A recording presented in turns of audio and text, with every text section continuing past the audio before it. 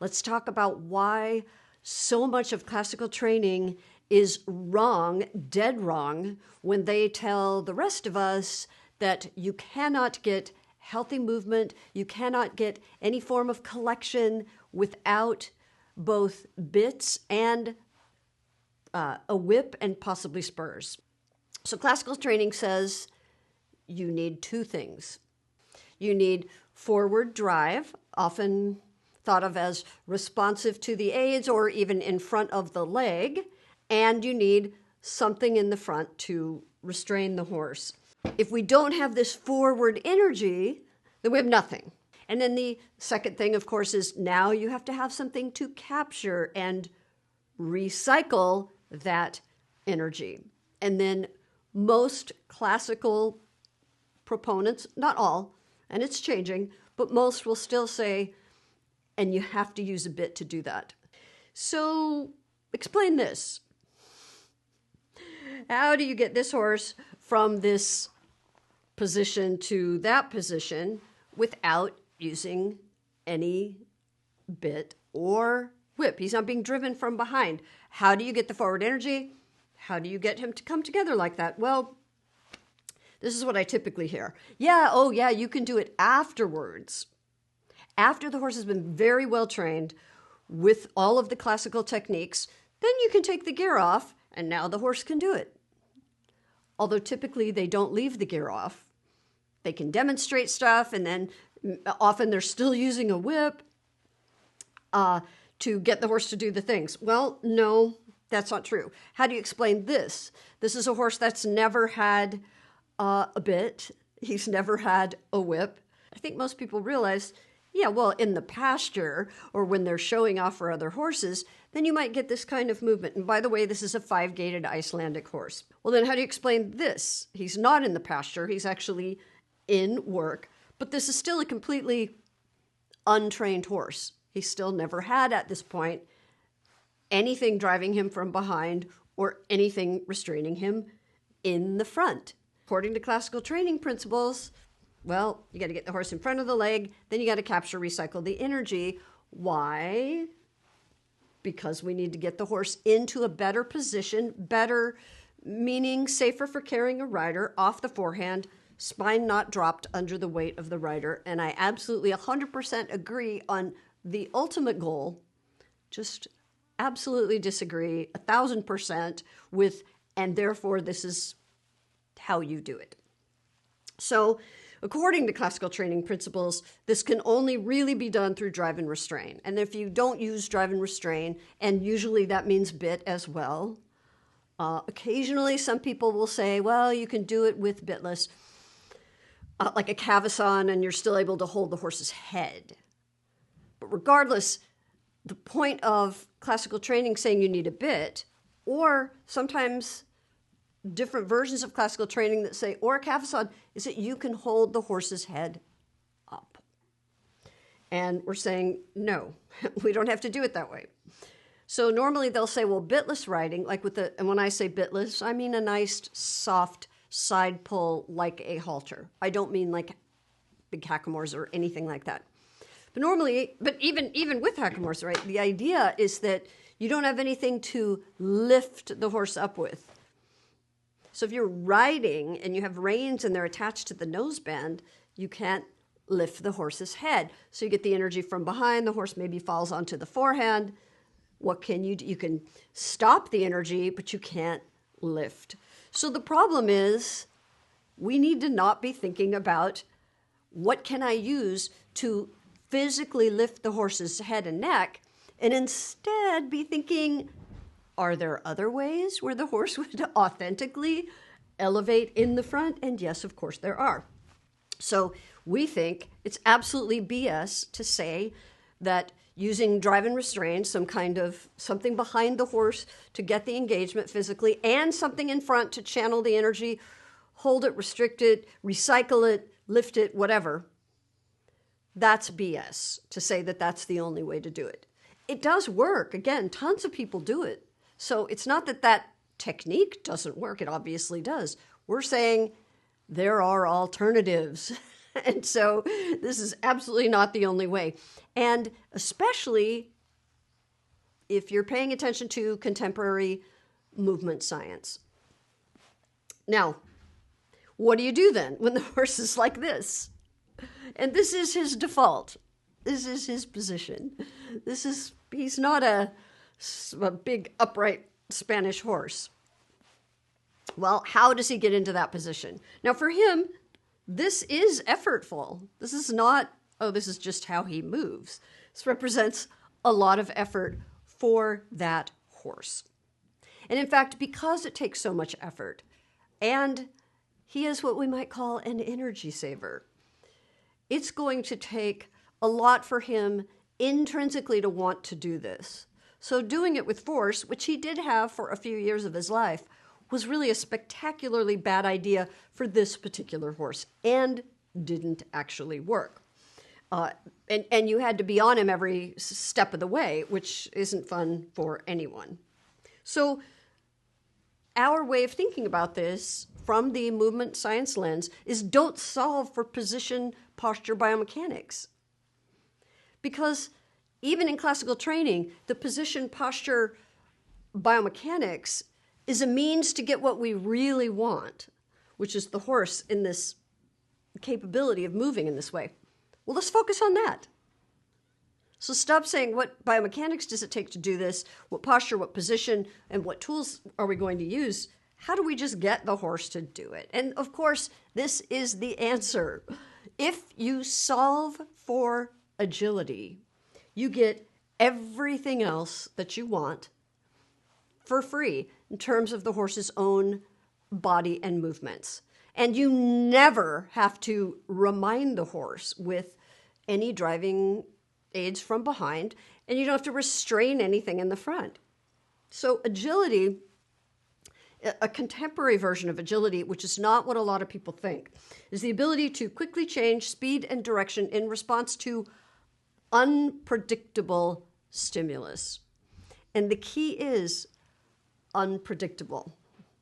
So if it's not in response to something unpredictable, then it's not actually agility. So a lot of training that we do, especially if we're holding the horse, but even if we're not, if it's choreographed and we know that everything is the same, we're on this beautiful arena or we have this perfect terrain, we know exactly what's going to happen, there is no unpredictable stimulus. So the horse does not have to develop what would be true agility. And I won't go into detail about this because I've done other videos about that. But for example, the thing called an agility ladder has nothing to do with agility. It has to do with footwork and certain kinds of movement and some forms of fitness, but it has nothing to do with agility because there is no unpredictable stimulus. And same thing with dribbling around cones, which is why a lot of contemporary sport coaches are very much against these kinds of activities because it's been shown, and we know why, they do not transfer to the real sport. So this is not agility, but this is agility. And no amount of going around cones and agility ladders and practicing pre-planned movements can ever prepare someone for this.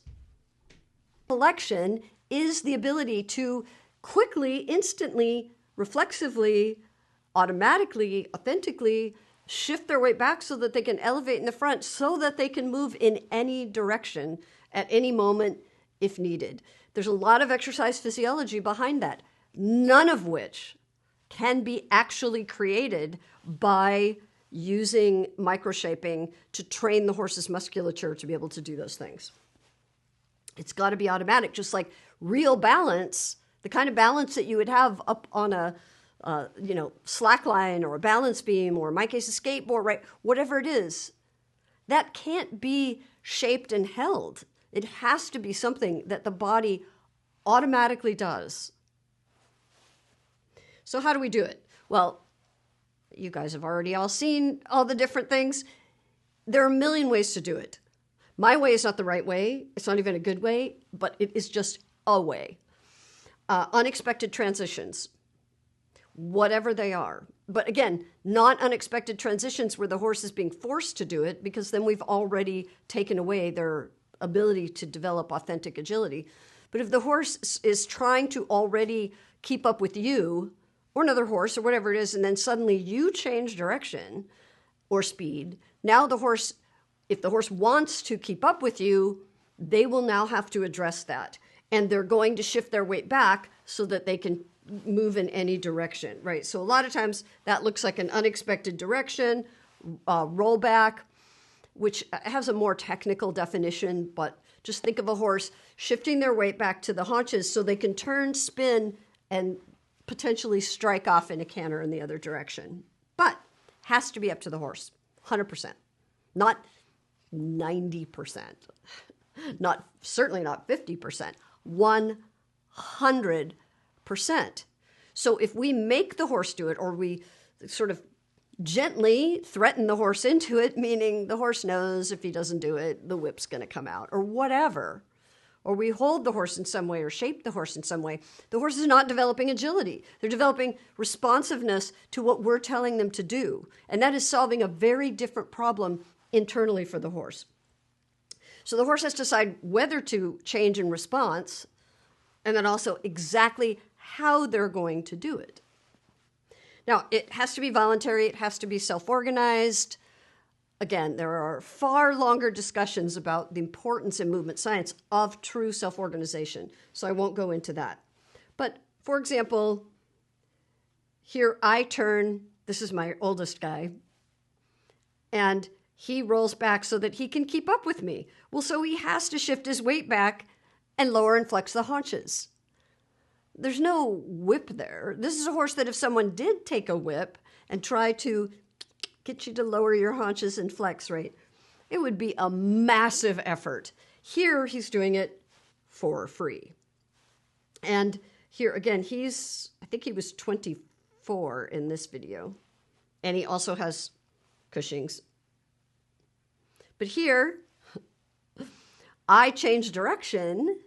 And not only does that actually inspire them intrinsically, again, that's a whole other topic. So you get intrinsic motivation from that unexpected change of direction. But he has no other way to do it except to shift his weight back and lift in the front. And here he is with our version of chasing a bag, chasing an external target. There are hundreds of ways that people do these kinds of things. This happens to be a thing that this horse actually really likes and gets motivated by. This is a 5-gaited pace horse who, when I got him, he couldn't canter in a small dressage court. It was too small. He would just immediately go into pace if you got anywhere near a corner. He couldn't canter a 20-meter circle. But because he decided that he wanted to be able to keep up with this little target, all of a sudden he learned how to shift his weight back and strike off in canter, gave him a whole different view of what canter meant, which he was then able to continue doing with canter. So we have to think about, why do we do exercises at all? Like, what are we trying to achieve? So when else is a horse more likely to need agility? Going down a slope, slow and under control. None of these I'm advocating as things everyone should go out and do right now, right? Everything should be done in whatever preparation with a horse that's already ready to do it, depending on your horse's lifestyle, right? My horses live with these hills. They go up and down these hills all day on their own. So it's very easy to train on them. But going downhill very slowly and under control, in this case stopping, is as close as we can ever get to the kind of specific training that you would do in classical training for collection, because the horse has to shift their weight to the back to stop from falling forward. So it's like weight training for collection. Gravity is pulling them forward. The horse has to shift his weight back, has to use both his front and hind legs to brace and push. Well, I don't mean brace in the stiffness sense, to push up and back. So those are exactly the kinds of things that we would want, for example, in Piaffe, instead of falling forward. Only a hill exaggerates the need for that. So gravity tells the horse, wait a minute, I can't use my normal body posture and position. If my normal body just wants to be heavy on the forehand, that doesn't work on a hill. Now, it does if they're just going to go fast. And most horses, like most humans, if they cannot catch their balance going downhill, they'll catch it by speeding up. And some horses, of course, even on a flat, right? If horses are first starting to canter or trot and they start speeding up, so they feel like they're falling forward, and going faster and faster is how they catch themselves. So it's really easy to just say, okay, horse, I'm going to take away the option for speed. Not with restraints, but it could be just the environment that we're in. Like maybe there's a fence pretty close. Like there's just no point in going fast. I'm usually training totally out in the open, so I'm getting them to go slow and controlled and stop, not with gear, but with saying, your goal, the game, is to keep up with me, the human. So when I stop, you stop. No, they don't have to. And sometimes if they're not ready for it, or the slope is too steep or something, then they might just go forward because it's just easier to keep going down, right? Stopping on a slope like this is difficult. This is one of my oldest horses, and this is also my young horse on the bottom. And this is Kim. I think this is the first time that Nemo had like a serious session on the downhill slope. But he'd been prepared for that on the flat surface or on just a very, very gradual slope. The preparation was, I'm going to move unpredictably beside you. Do you want to keep up with me? And once they learn that's a good thing, then it becomes easy. Now, I think I really like this video because it shows that at first he couldn't really stop on that hill. So watch what happens. He can't stop in that position on the hill. It's pretty steep. And even though it's a very short hill, it's just, no, I'll just go down. But the goal was to get him to stop right there in that sort of, that equivalent of a collected position. So she takes him to a different slope, which was a little bit more gentle, and at least just get him to stop. Not collected, right? His kind of butt's in the air, his back's kind of hollow, but he is stopping on this slope. So now she's going to go and take a little step and ask him to stop, and he does. This is about one of the only rare places where my horses get a lot of reinforcements with food. Now she takes him back to that original first steep slope, now that he's kind of had some practice, like stopping. And yeah, he goes sideways, which is absolutely totally fine and expected. And if the horse does kind of do it in a sideways position, then probably the only thing I'd want to do is roughly maybe try to do it on both sides of the horse so that you kind of get sideways in both directions. But now he's like, okay, I'm kind of getting it.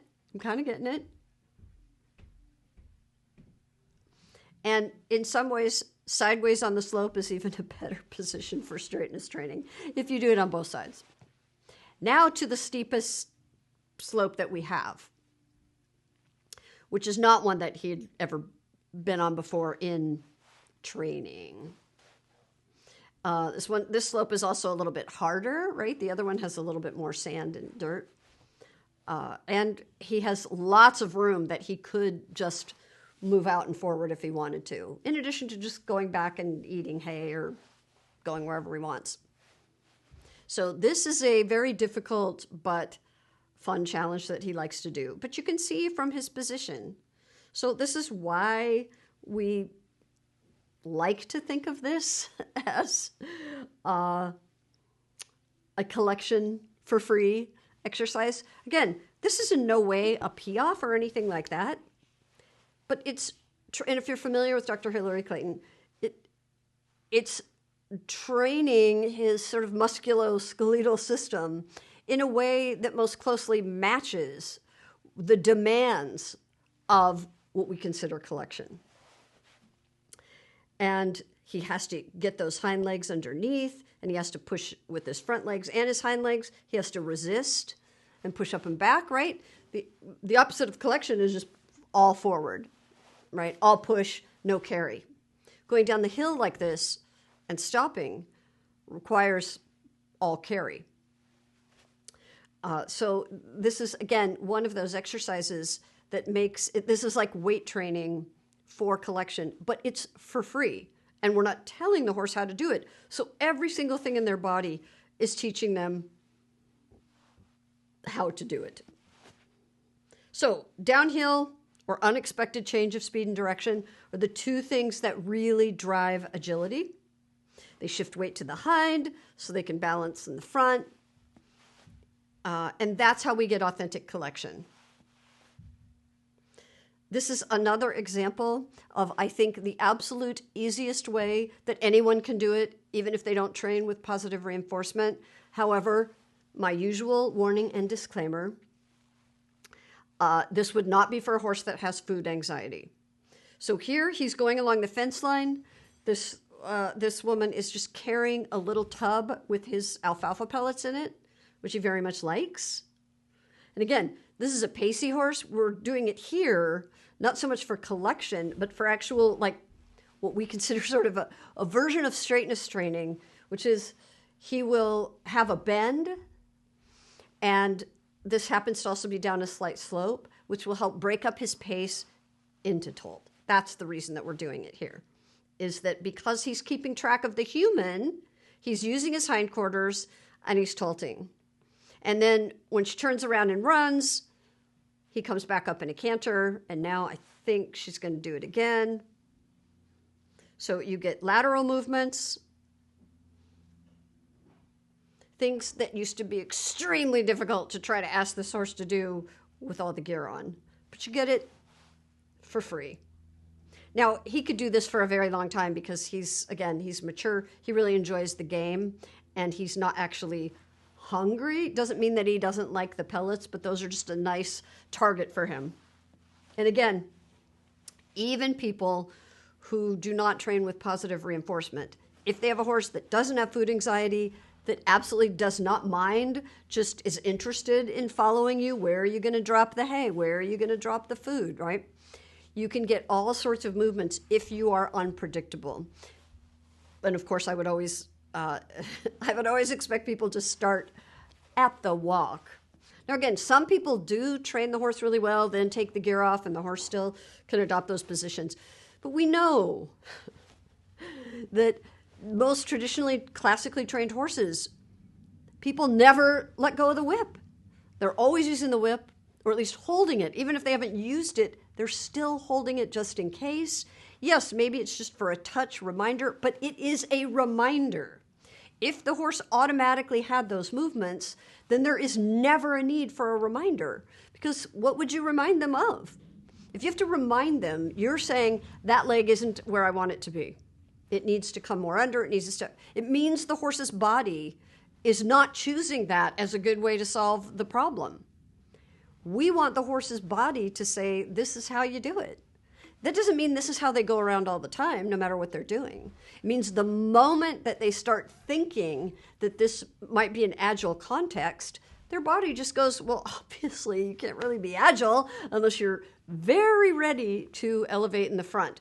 And because they've been doing it in this natural, authentic way, it becomes so easy for them because they're physically trained for it, not by being made to do it, but in the most optimal way possible, which is that their body authentically goes into those positions. They never, ever need a reminder, which is why I haven't used a whip behind a horse or a rope or anything for almost 15 years, I think, or a bit. So benefit of agile is that the horse owns the movement forever. Should everyone train this way? Well, no, of course not.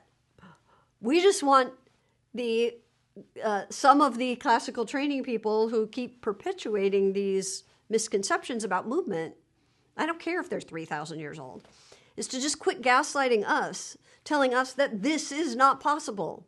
Of course it's possible. And tons of people do it. And tons of people do it in ways that aren't the ways that I would do it. There are tons of people who absolutely hate what I do, but they're still able to do it without using bits. They might be doing it biomechanically.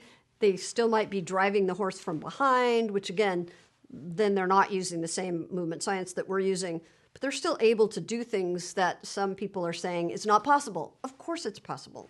So just don't gaslight us, right? So classical training is not BS. We don't say using a bit and a whip is BS. It obviously works. We're saying don't tell us that what we're doing is BS. Like clouds on our skin, whispering through the breeze. Now it's just you and me, rising up even higher. No limit beyond your horizon. Whisper. And I can understand that people used to say this and really mock and criticize us. And when I say us, I mean anyone who's just not using drive and restrain or, whips and bits for movement training. When we used to get criticized for that, well, there weren't a lot of examples. And there wasn't a long enough period of time. And even for me, right, I had my two main horses, Vavi and Dramer, they were more mature and they had been originally trained. In Dramer's case, not for a very long time, but they had been trained for initially with bits. So yeah, I could say, well, maybe he still remembers, 15 years ago what it was like, right? But now me and so many other people have horses that have never ever had a bit or any form of restraint on their head for training this kind of agile, more carrying power, self-carriage. Without, again, anything in the front and no driving behind, just using the environment and the tasks, which in our case, we happen to use the constraints-led approach. It means we're using the environment and the task, the intention, the activities to create movement problems for the horse to solve without telling him not even 1% how to move his body to solve them.